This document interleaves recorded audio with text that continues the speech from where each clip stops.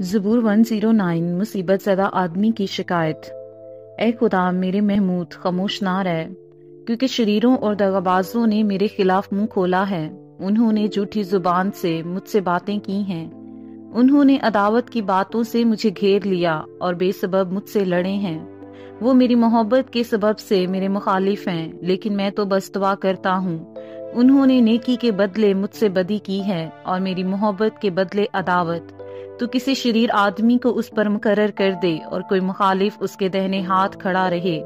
جب اس کی عدالت ہو تو وہ مجرم ٹھہرے اور اس کی دعا بھی گناہ گنی جائے، اس کی عمر کوتاہ ہو جائے اور اس کا منصب کوئی دوسرا لے لے، اس کے بچے یتیم ہو جائیں اور اس کی بیوی بیوہ ہو جائے، اس کے بچے آوارہ ہو کر بھیک مانگیں، ان کو اپنے ویران مقاموں سے دور جا کر ٹکڑے مانگنا پڑیں، قرض خواہ اس کا سب کچھ چھین لے اور پردیسی اس کی کمائی لوٹ لے۔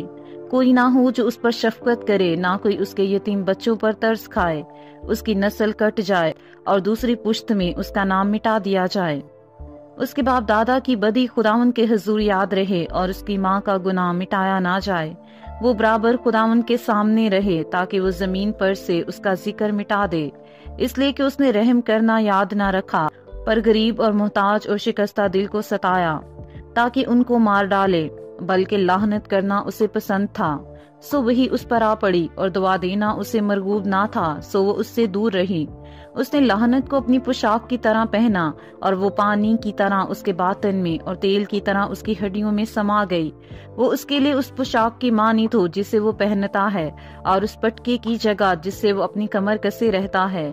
خداوند کی طرف سے میرے مخالفوں کا اور میری جان کو برا کہنے والوں کا یہی بدلہ ہے۔ لیکن اے مالک خداوند، اپنے نام کی خاطر مجھ پر احسان کر، مجھے چھڑا، کیونکہ تیری شفقت خوب ہے، اس لیے کہ میں غریب اور محتاج ہوں اور میرا دل میرے پہلو میں زخمی ہے۔ میں ڈھلتے سایہ کی طرح جاتا رہا، میں ٹڈی کی طرح اڑا دیا گیا۔